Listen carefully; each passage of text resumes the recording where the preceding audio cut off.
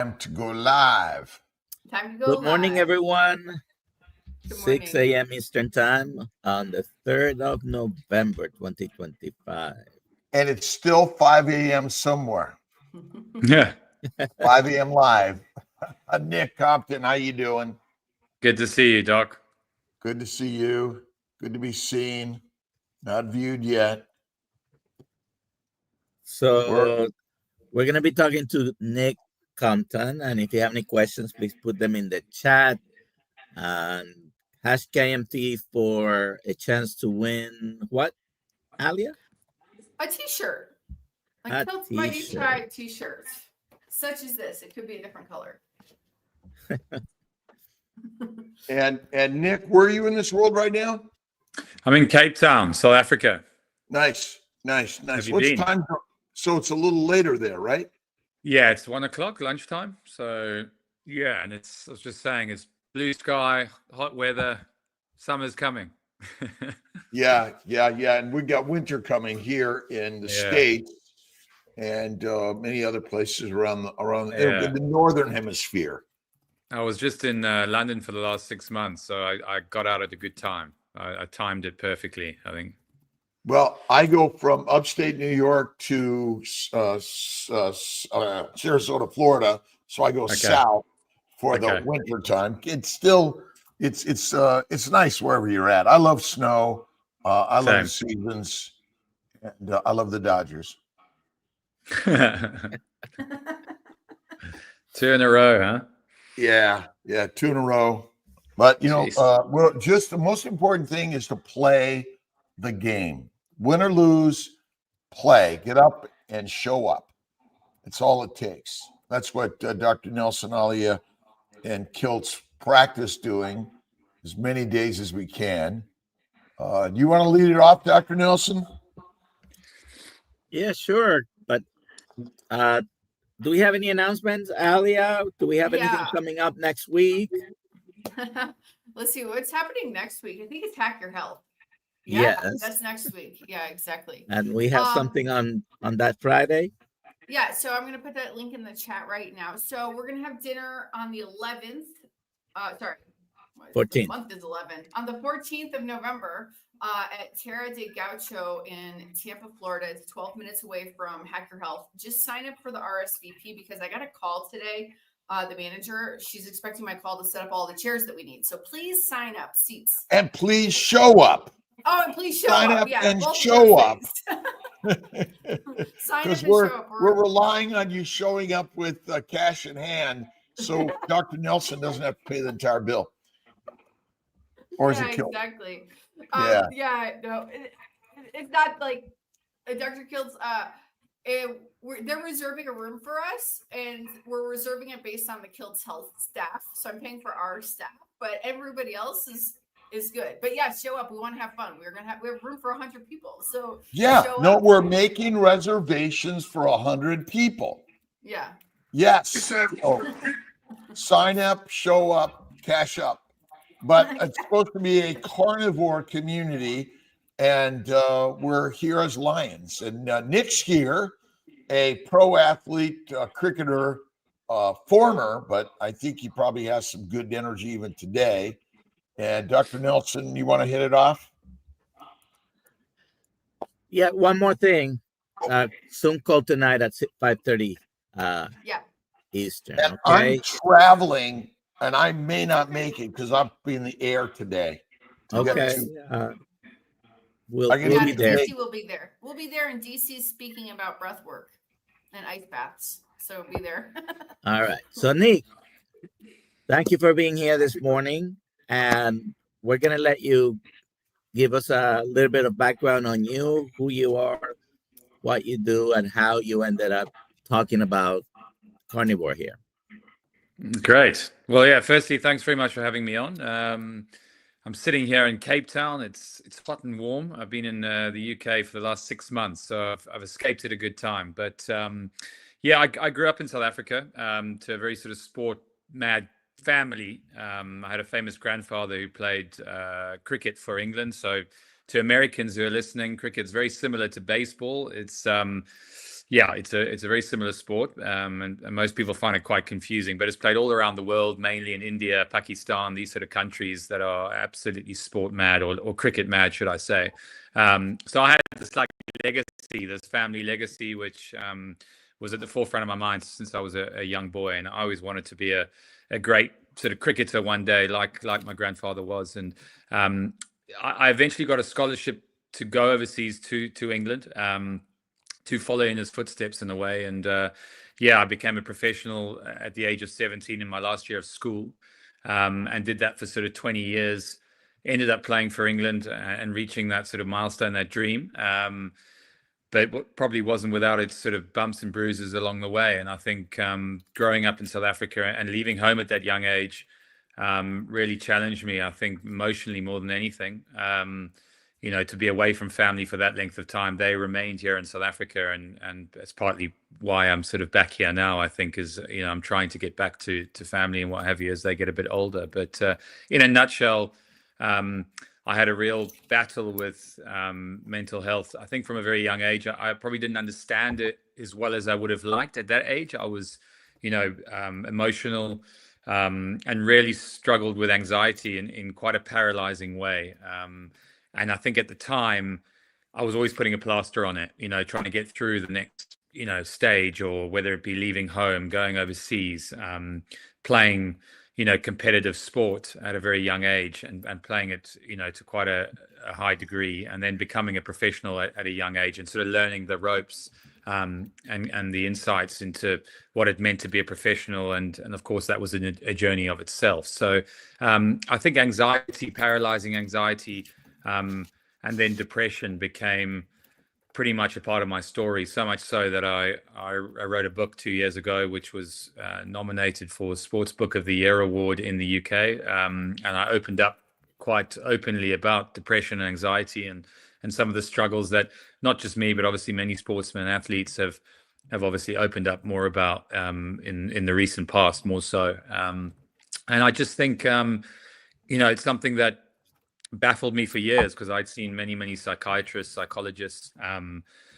and probably lost faith and trust in sort of modern medicine, if you want to put it that way. I was on antidepressants for almost 25 years of my life. So I got given them at the age of 13. And when I look back, I sort of think to myself, wow, that is quite a young age to be given a young boy, sort of antidepressants like that every single day, SSRI. And I was on it, and it almost became more difficult to come off it, to be honest with you. And there was never a good time. I kept thinking, God, I want to get off this stuff. I need to get off this stuff. And every time I tried, there was another season coming around, or another, big thing, which meant it made it very difficult. But obviously stumbled, I always thought I ate well. I always thought my diet was good. As an athlete, we have these smoothies, and you wake up and you eat all the stuff that mum and dad sort of taught you to eat. But it's taken a lot of unlearning, I would say. I think there's been a big unlearning process, a lot of reading, a lot of trying it out, obviously. So I've been on sort of a carnivore keto diet probably for about a year now. Do you think that our diets, it's sort of a double-edged sword, where the sugars of a tremendous amount of products with a lot of sugars kind of made us feel good, and then it made us feel bad, and so there was that up and down, and then we're given the diagnosis, and we're on these medications because we're in a world of medications, right? And yeah. Well, no, 100%. I think really to go into that subject, I mean, I'm not here to blame my parents. Of course, they're a sort of middle-class family who, did what they thought was right. But when I look back at what I was eating before school at lunchtimes, I mean, it almost makes me shiver now. The French toast with maple syrup, the porridges, the cereals, and I was a family that probably ate quite well. You know what I mean? You think about some of the boys there with their chocolate bars every day. I mean, I had no idea. I mean, of course, you don't have any idea at that age. And, I suppose you then, and the crashes I had at school. I mean, I could hardly stay awake in class, and I kept going home and thinking, what's wrong with me? Like, the other boys seem to be okay. Why am I literally wanting to just lie down on the floor and just have a snooze for an hour? And this was pretty much my whole childhood and even early adult life, even as a pro athlete. I mean, the diets, the dietitians that we saw, I look back at some of the information we got there. I mean, even that was flawed. And look, it's difficult having these conversations because I can't speak for everyone. It isn't, everyone's got their own individual story, and I suppose feels differently when and in terms of the way they process different foods. But for me, any heavy carbs, pastas, rice, I'm almost, I need to go to sleep for 3 hours in the afternoon. I can't sort of function, that's how bad it was. And so I suppose the brain fog and trying to perform at an elite level and fighting that was a huge issue. And I never really got down to the bottom of it until sort of, say, a year and a half ago. So how long after you changed your diet did you notice any benefits regarding the depression? Yeah, I would say quite instantaneously. I would say probably, within 4 weeks to 6 weeks. It was hard to put my finger on it because I think the change itself, the discipline was very tough. I won't lie. I found it very, very difficult. The cravings, the lifestyle that I built, I'm quite into my coffee culture. I realized that, I actually injured myself, and that was the catalyst for it. I tore the ligaments in my ankle playing a game called Paddle, which is a lot of sort of former pro athletes now are into it, and it's obviously growing throughout the world. And I tore my ligaments, and I was lying there in bed, and I thought, you know what? And reading up more and more about, this carnivore and keto, how the algorithm works on Instagram, and these things come into your head, and I actually got on a call with a carnivore coach. Who I spoke to, and he said, look, let's jump on a call and have a chat. And I had about a 2-hour conversation with him and listened to his story. And it really resonated with me. And so I went on the journey, and he kind of, held my hand, so to speak, for the first sort of, 2 months. And it made a huge difference. I realized how bad it was. I was eating cheesecakes in the afternoon with a cup of tea, lazy eating. And that made a huge difference. And when I cut that all out, yes, it was tough, but I think the discipline was good to have because it gave me something to focus on. And I think secondly, I didn't have those crashes and started to feel, a lot better inside myself, definitely. You said that you used antidepressants for 25 years, was it?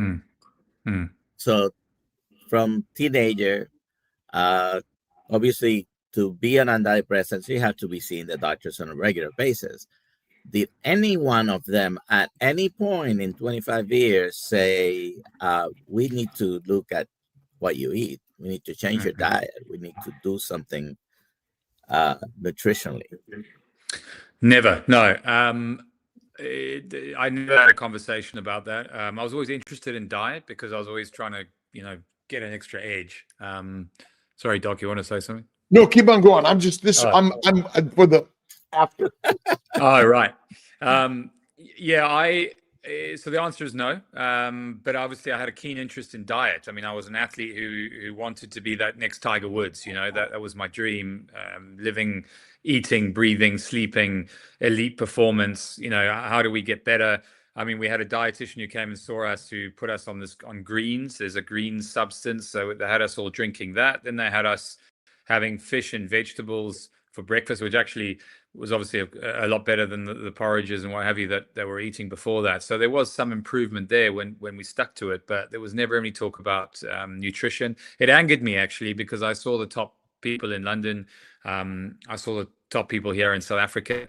And I remember going in, and I think the part of the issue is that when you're young, there's a sort of condescending, when you walk in, you sort of already feel on the back foot, right? Because, you're coming up against someone who's highly qualified, and a professional in their industry. And I'm just a young sort of upstart in many ways who, has a heart and wants to go out and take on the world. So I guess when I came in with my problems, so to speak, I didn't feel listened to exactly. I think there was a new drug every time. And I thought, I actually, there was this, call me cynical or not, but I would sort of come out of those meetings going, this is an absolute joke. I mean, I could sit on that couch, wear a suit, and I like, what are they actually doing? They're just going, okay, right, okay, yeah, okay. Well, let's try you on X and maybe a little bit of Y, and let's see how we go for a month on that. I mean, and you're paying them £400 for a half an hour consult, and I was just going, this is unbelievable. This is the best job in the world. I mean, they're not doing anything. They're not looking at anything. They're not understanding me. They're just sort of pushing out a drug that is the drug of the moment. And off I go, and it takes months to get into that, and even longer to get off it. And I eventually just I got my drugs last year. I injured this ankle. I went on the diet, and within 1 month, I just grabbed these drugs and I literally put them down the toilet, and just said never again. And I'd rather, I don't want to say it on here, but I'd rather end up on the wrong side, not taking those drugs than taking them. Where does the world of sports come in all of this? Because there's obviously part of the whole crowd and the community of you've got to play at all cost, and culture often is food that isn't so good for us, and then there's alcohol and sodas and everything else that goes with it. But it's sort of like buckle up and get out there and go play, despite the mental pain, the physical pain, the all pain, and we're going to wrap you up or drug you up and get out there. And I love sports. This is purely our whole culture is in some way this way. And I too had anxiety, depression. I'm going to use the word almost worthlessness. I felt less worthy, and I always looked up to others and never thought I could obtain any of that spot, and always worked hard. But I think between sodas and alcohol and all the grass and grain foods that caused all of my mental, emotional, and physical ailments, there is just our general sports community. And I'm a crazy Dodger fan, and love watching it, but no, there's some downsides to all of it. Yeah, it's a good question. I think culturally, I think things have moved on a little bit. Let's be honest. I think we're in a very professional world right now. I think when I first started, and particularly for those who don't understand the game of cricket, it's probably not looked upon as being the most athletic sport. Certainly had a backdrop or a history of being more of a game that was sort of based around skill. But the game has obviously evolved commercially, and the demands on athletes now is very, very high. So when I first arrived, there was very much a culture of travel, drinking, and repeat. And so I think the hardest thing was to try and, on one hand, there was a sense of wanting belonging. I'm now a professional athlete. I want to be a part of this team. I want to fit in. And I'm not at a level yet where I can start dictating terms, and unfortunately, as I realized probably throughout my whole sporting cricketing career, in the various teams, I mean, that is a huge part of it. Right. And in many ways, I never really bought into that, because I couldn't care less if my teammate drank or didn't drink or partied or went to sleep early. I mean, it shouldn't make any difference, particularly professionally. And in terms of his belonging in the team, it should make absolutely no difference. For me, it's a professional world, and people must be themselves and be the individual they want to be. So I was very much a sort of sponsor of the individual and getting the most out of that person, because I think if we did that in a team culture, then fundamentally the team would be performing at a higher level. So I think there was that side of it, but I had no idea the relationship with food and my mental health. It wasn't really I didn't sit there going, oh, maybe it's the food, or maybe it's this, or maybe it's that. I never sort of made that huge link, because I always thought I ate well. I was an athlete. I ate well. I didn't drink. I hardly drank. So I found it at times, not that I got ostracized, but I made it harder for myself, because I walked quite a an individual line, you know, and I was quite clear about the lifestyle I wanted to live.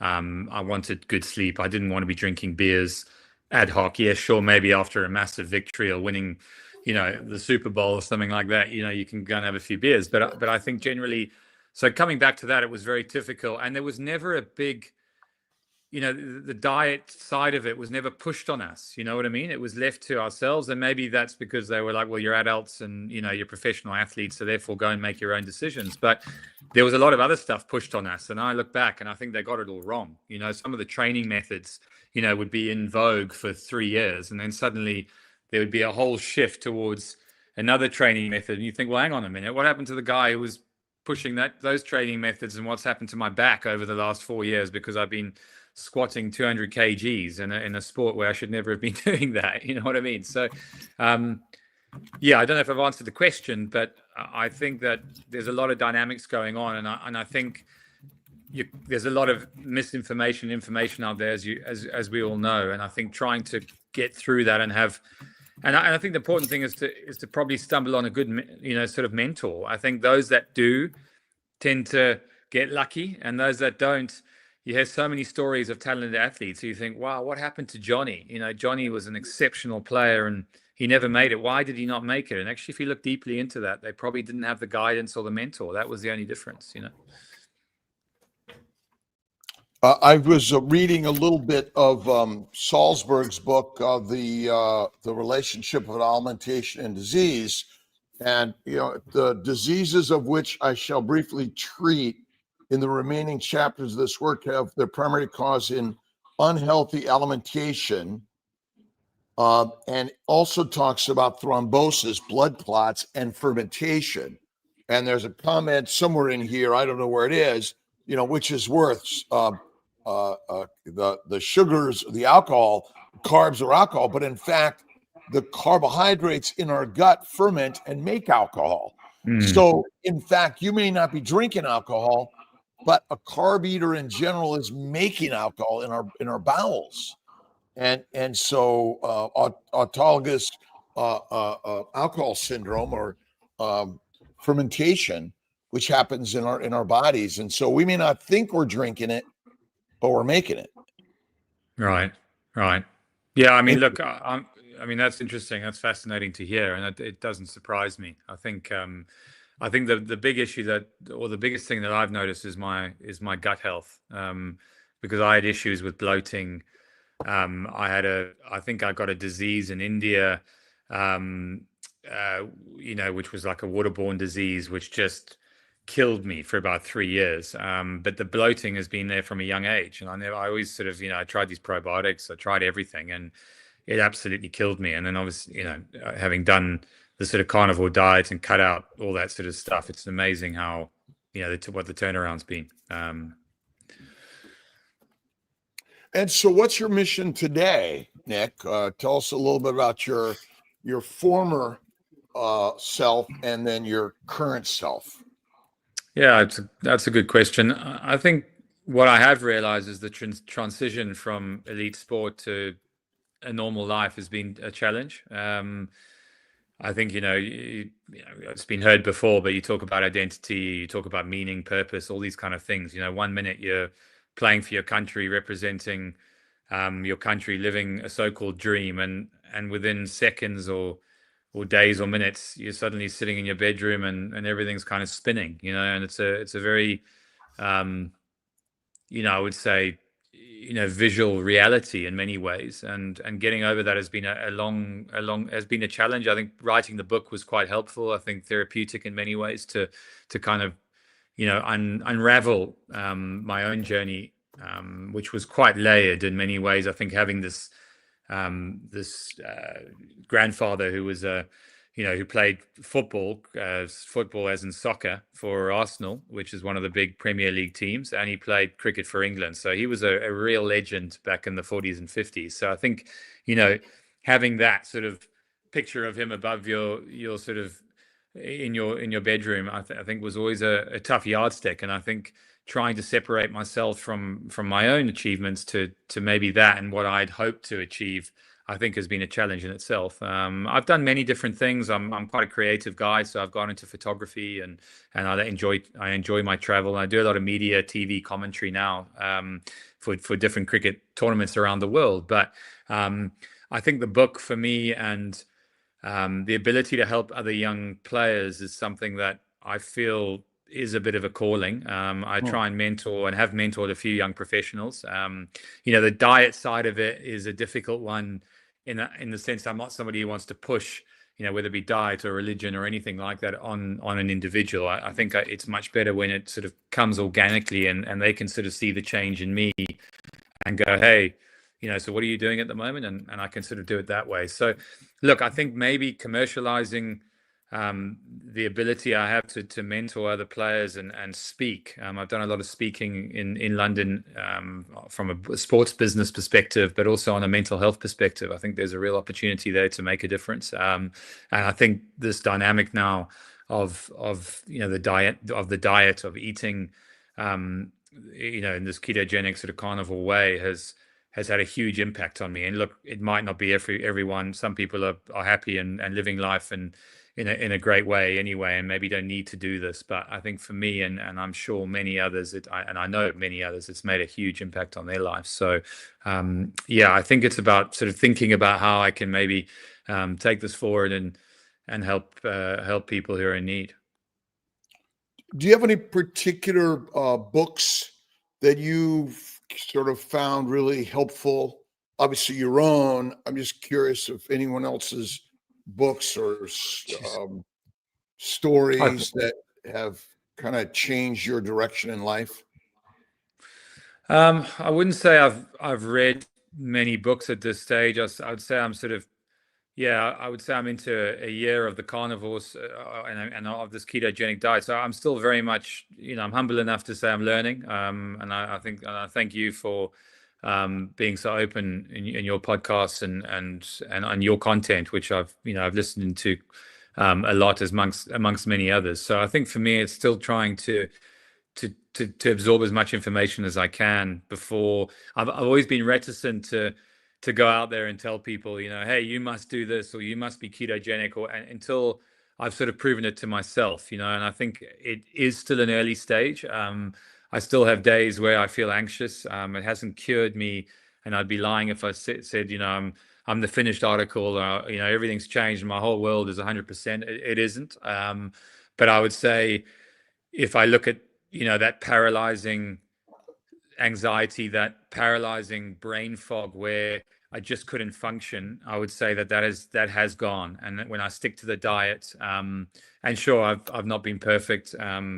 There's cravings come back every now and then, and I miss the odd cheesecake here and there. But the effect it has on me is, it's like, do you want to have that little bit of goodness and know that it's going to kind of affect you for the next week or so? But so I kind of say that's where I'm at. In terms of books, I read loads of sort of a lot of athletes sort of stories, and I look back at many of them. I don't think they were particularly diet focused, but I think it was more about, I suppose, direction, purpose, and let's talk about having a goal, having a dream, and really having and being able to stick to that. And I spoke about having this mentor. I was very lucky to meet one, and I think my story changed. My real story changed when we sat down in a hotel, and I was this sort of talented athlete. I'd been told how wonderful I was going to be, and I was 20, 21 years old. I'd had a good start to my professional career,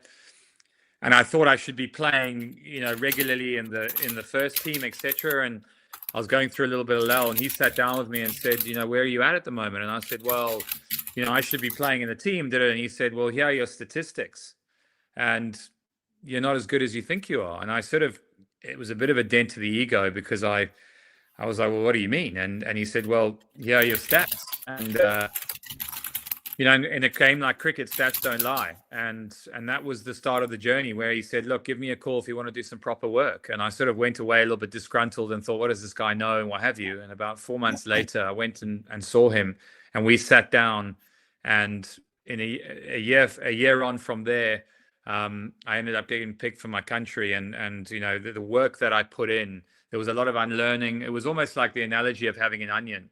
of taking off all those layers and getting down to the core and then putting new layers back on. And that was a whole different way. And I attached myself to breath work. I went and worked with the Tai Chi master.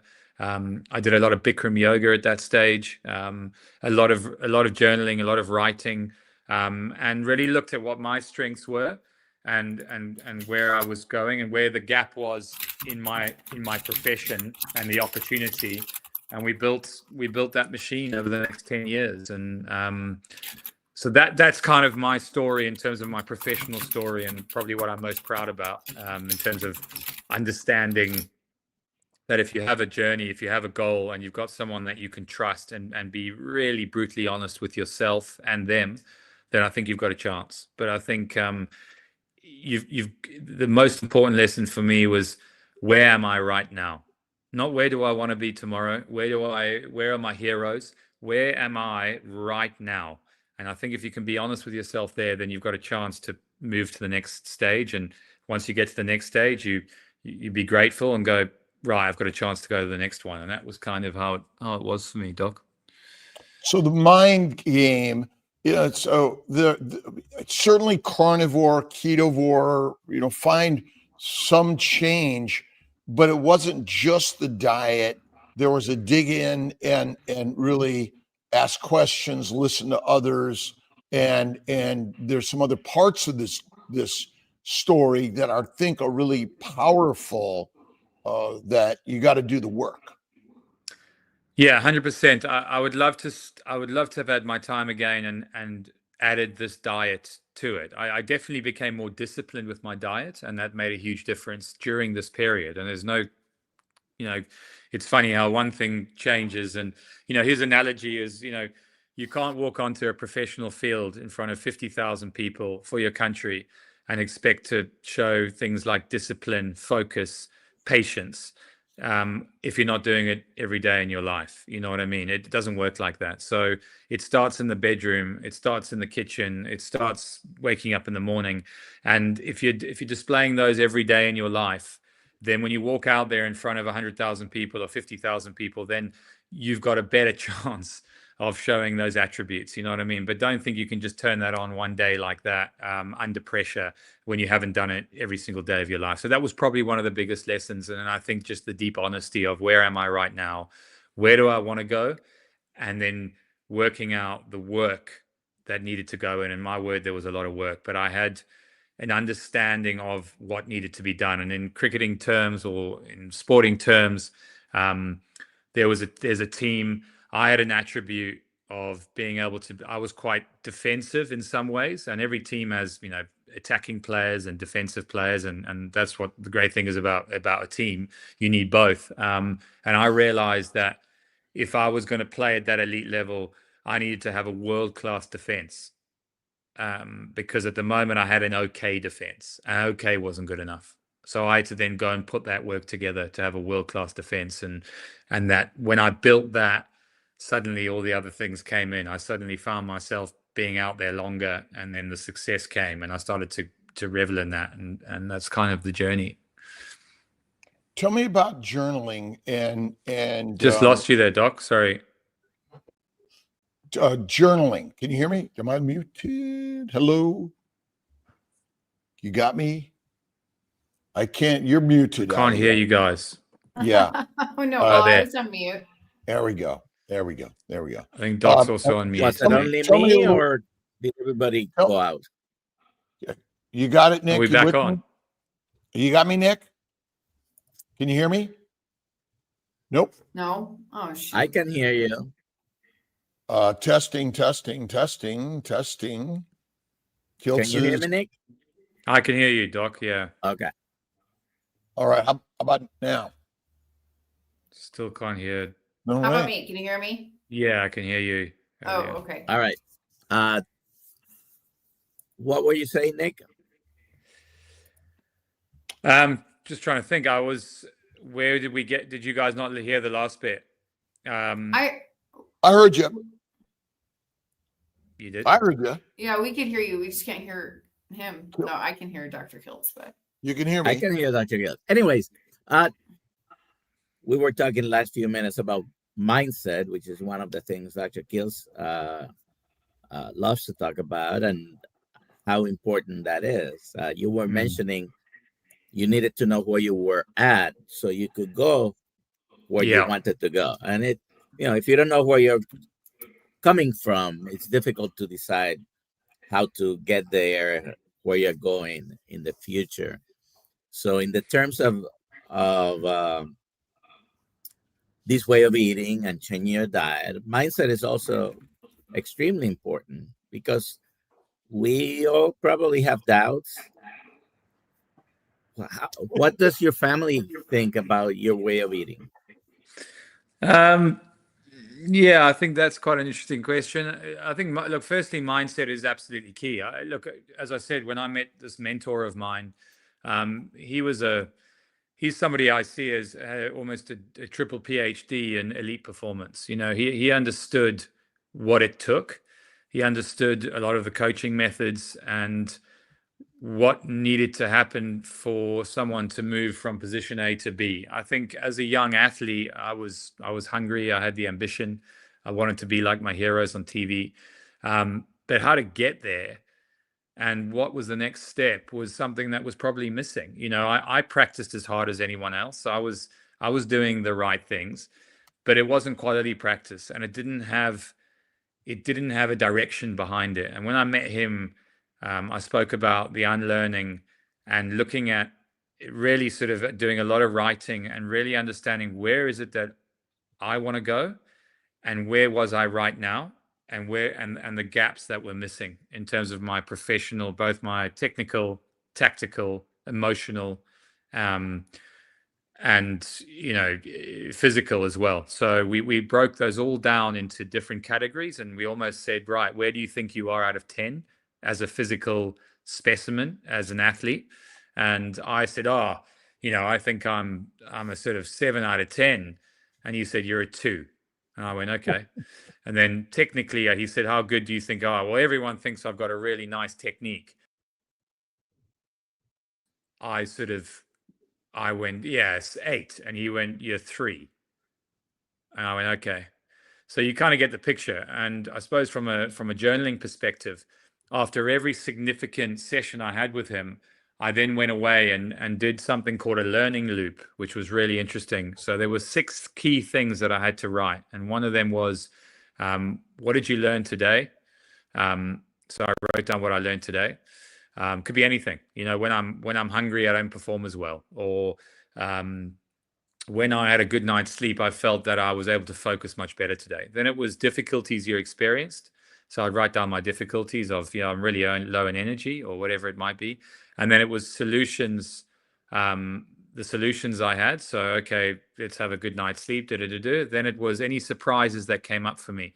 Wow, it was really cold in training today. Or, yeah, I found that it surprised me how dark it was and I couldn't see the ball that well or something. And then it was, how do I feel now? Just my exact feelings right now. And then the last one was, what do you want to do next? Which I thought was key. So it's kind of like logging everything in terms of really making sure that I really learned everything in the session and I journaled that. And then it was about, right, what do I want to do next? A, with this information, and B, do I want to go and have a nap? Do I want to go and eat? Do I want to get back in the nets and practice again? So that journaling process, I think, just helped the mind, be far more stringent and focused. And I knew that the work that I was doing and the preparation that I was doing was on a different level to other guys. I knew they weren't putting this work in, and that gave me confidence along the way. And much of it is just show up. Still Be there. not sure I can hear anyone. I don't hear Ali. I think Yeah. you're muted. My mic was specifically muted. Sorry. Can you hear me now? Yeah, Yes. I can hear you. Yeah. Okay. Why don't we take some of these questions while Dr. Kiltz is figuring out his audio? George, And I do hear you, Dr. Kill, so I don't know what the problem is. Yeah. Alia, do you I've got hear that me? question there. Should I crack on? Yeah. So Go ahead. it definitely comes with mental pressure, and yes, I am friends with Marcus Trescothic. I played with him for 5 years. I actually in cricketing or baseball terms, I went out to bat with him, and we scored a lot of runs. In cricketing terms, is when you partner with someone and you bat with them. I partnered with him for 5 years, so I had a very deep insight into him and to his mental health and his struggles, because he wrote a quite a sort of groundbreaking book, or should I say, sort of autobiography on his own struggles with mental health. So I kind of understood what he was going through, and in many ways, because I had my own struggles, he was a real comfort. Just knowing that I had somebody in the changing room that understood mental health and that had also gone through his own challenges. So that was a lot of power to me. And obviously, he was an unbelievable player, a fantastic international cricketer for England, whose career was probably cut quite short because of mental health. And to be able to spend time with him and be open with him made me feel safer in the changing room. Because I think the other thing that Dr. Kiltz, you alluded to in terms of professional sport, there has been a stigma, attached to mental health. There's been, and you're in a room with a lot of alpha males, and there's a lot of competitive juices, and everyone's trying to put their best foot forward. And I think being able to be vulnerable in those situations definitely came with its challenges. I mean, you don't want to give anything away. You don't want to give the coach any insight into any weakness that you may have, because that could be the difference between being selected or not. So trying to hide that day in, day out in that sort of professional world was really difficult. So it was to have someone like him in that changing room, knowing that I could go and knock on his door in the hotel room at night and tell him that I was feeling, X, Y, or Z, and that I wasn't going to be judged, I think made a huge difference. It's tough to be human in that changing room. It's tough to be human, and I think there comes a point where you think, you know what, to hell with it. This is who I am. These are my struggles, and I'm going to live and own them. And it doesn't mean that I can't be successful. It doesn't mean because you have mental health struggles that you can't go on and achieve some amazing things, whether that be as an elite sportsman or businessman or whatever it is, And I think sometimes for me, having some of the struggles that I had, particularly in the latter stages of my career, it was so debilitating. I couldn't get out of bed till sort of 4 p.m. in the afternoon. I couldn't see the wood from the trees, and life didn't really seem worth it. I'd lost my dream.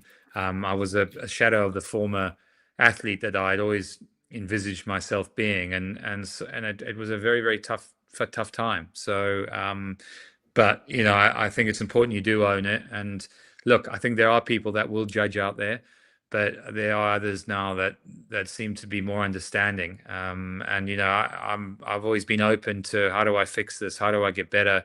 Because it wasn't a case of trying to be a victim either. I didn't really want people feeling sorry for me. I wanted to be better.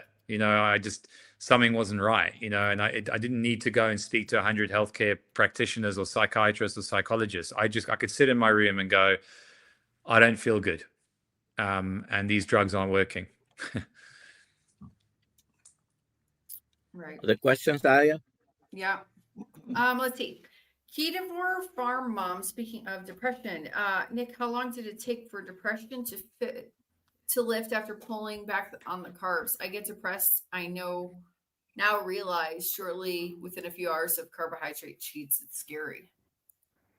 Yeah, good question. I mean, I wouldn't have an answer to that sort of in terms of, I woke up one day. I think that the changes are pretty immediate. I mean, to sort of talk about long scale depression and some of the deeper issues, I'm not saying that carnivore treats all depression and it goes tomorrow. Absolutely not. I think everyone's issues are different. And look, it doesn't take away, work stress or financial pressure. And these are all the things that, I've struggled with simultaneously while coming towards the end of a career. So, and I'm still dealing with those now. But I think within a month, I think the fact that I had a focus that got me out of bed, the fact that there was an accountability, the fact that I didn't feel the high and the crash and this impending kind of doom where I, was just so tired that it didn't matter what conversation I was having. It was like, look, hold on, guys, let me go and have a nap for an hour and then I'll come back to you. I mean, that's kind of how I felt, and I just couldn't function.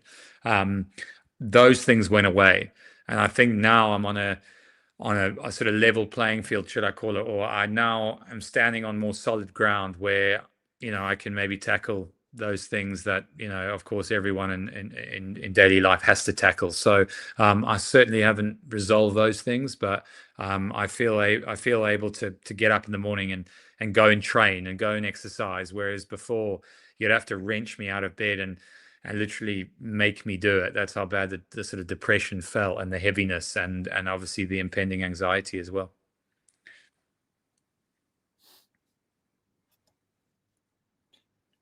Don't All we right. all suffer?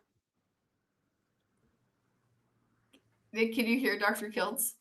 I can't hear him, but I can see he's sort of saying one door closes and another opens, and yeah, pain pushes us all. And yeah, I couldn't agree more. I think everyone needs that turning point, needs that, needs something to give them a lift, and whether it be the carnivore diet or the keto diet or something. Look, I think the major thing for me, call it what you want, is getting rid of sugars and getting rid of those processed carbs and heavy carbs. I think made a huge difference. I don't care what you call it. It was just that was a big change. And I think, I'm a born South African, and as I don't know if you know, but we eat a lot of meat here in South Africa. It's nice. it's a staple diet. So having 3 ribeyes a day with a whole lot of butter is a very easy thing to do here. So yeah, I think it sort of goes hand in hand with it. And yeah, I've been very happy eating that diet. I think my body shape has changed, even though I never had a huge sort of issue with my body, but I just think that I've tightened up. I've lost that water retention, and just I feel like more of an athlete now. And I look back at my athletic days, and the lunches they used to give us, and I should have listened to myself more. I think maybe there's a comfort to eating that food. I have to say, for those who are thinking about it or listening, or who sort of have an inclination to try and start it, one of the biggest difficulties was the emotional disconnection, I would say. The cravings is one thing, not eating some sugar or not having that, that cheesecake, but I felt like I lost a best friend. I felt like it was the way of life that I had.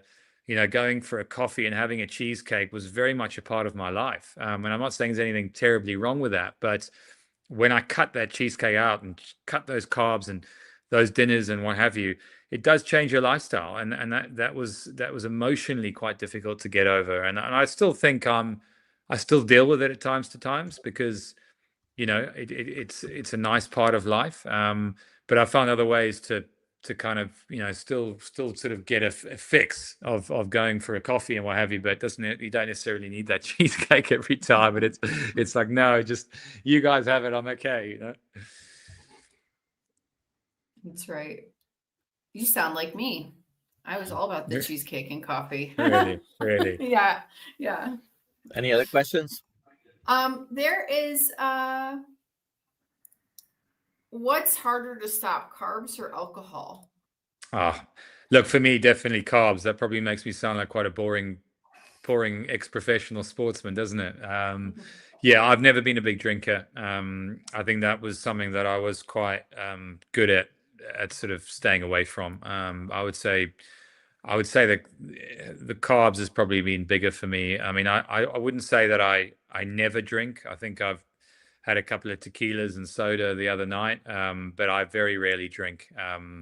And as I said, if it's a big evening and a good night, then I've still got to live my life and what have you. But alcohol's never been a big thing for me, and I've for whatever reason sort of managed to abstain from that, even when socially it's been difficult. But I always kind of felt that it would make me feel quite depressed and suboptimal the next day, and I just I kind of would go, what, I'm not going to have this drink. So yeah.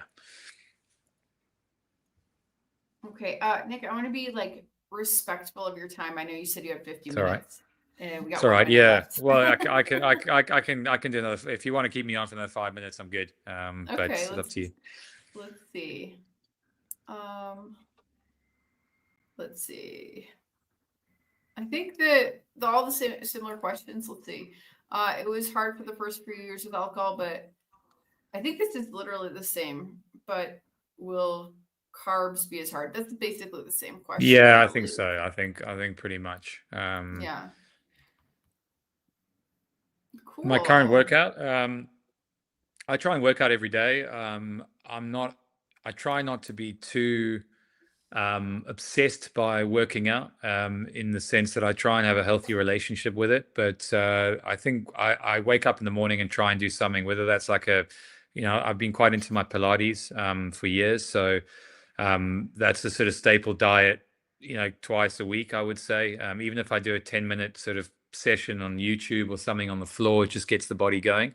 We're blessed here in Cape Town. We've got very cold water, and we've got a lot of saunas that are now placed on the various beaches. So I've got into, Wow. and I sort of did it when I was there before the summer in the UK, but got into a routine of trying to get down, do some exercise, whether I go for a 5K run, do some hill sprints, or I try and do whole body training. So dumbbells, they work the whole body. So like 15, 20 minutes, work the whole system, straight in the cold water for 5 minutes, that sort of cold plunge. It's about 6, 7, 8 degrees, and then into the sauna, have another swim, end on a cold plunge, have a shower, and then either fast or have a coffee.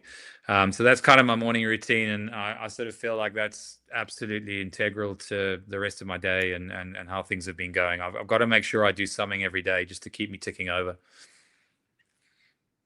Right. Daily get-ups. Yeah, daily get-ups like that. 100%. This is so interesting because I can hear Dr. Hiltz. Yeah. Sometimes, who knows? It happens sometimes. This stuff happens. Dr. Kiltz, do you want to put any last question for Nick into the chat?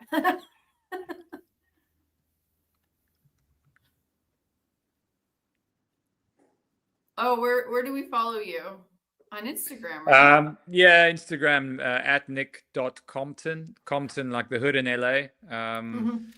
Actually, you'll laugh. Well, you won't laugh, but I actually was there in 2011. And I'll finish with a story. Actually, this will be good for your listeners back in America. But I was in New York City after a cricket season. Had a long 6-month season. Was tired.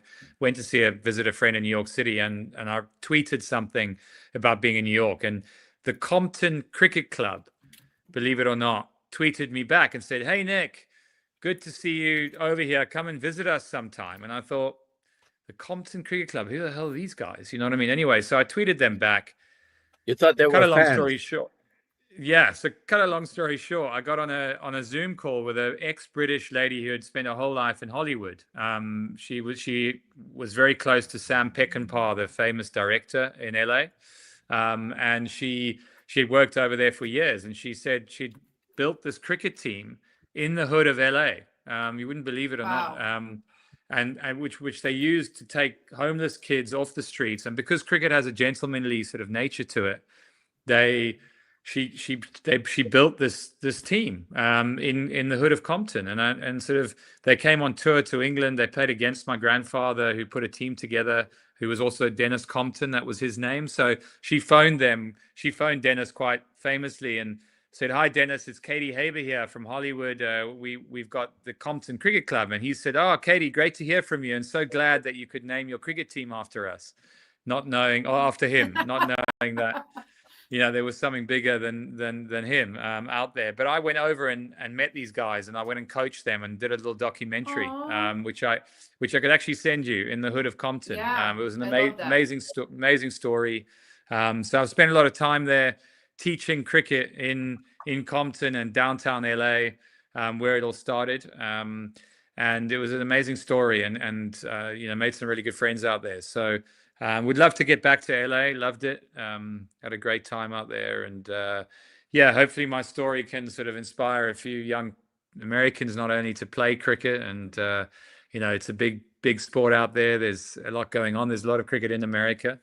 So yeah, and it was really good to be on with you guys. Awesome. Awesome. I just will pop this question up. Great interview. I love it. Another fellow South African from Johannesburg. We have the best beef. I'm so excited to hear that. Here, all the best. Enjoy cold waters of Cape Town. That's all that we miss here. There we go. Yeah, thanks, Nassim. That's cool. That's great. Love that. All Well, right. Well, yeah. Thank you for being here this morning, Nick. No, pleasure, guys. Thank you. All right, everybody. I got to do the goodbye, Nick. The You're welcome guys. to leave, Nick, if you need to. I need to do our giveaway. I got to Cheers, run guys. too. I'm Okay. going to Nashville, Houston, Vegas today. Whoa. And then I'm meeting with, who am I with tomorrow? Dave Feldman. Dave Feldman tomorrow. And, That's right. and it's going to be great. So I got to send me all the Q's and A's and all that stuff. Nick's amazing. Thank you to him. And just thank you to everyone for being here, by the way. And most of all, thank you to Dr. Nelson and Alia for keeping churning kilts. They wind them up and push them out. As long as they give them a parachute when they push them out of the plane. Okay, bye, Dr. Kilts. We can handle the giveaway. All right. Love you guys. Love you guys. Have a great day. All right. All right.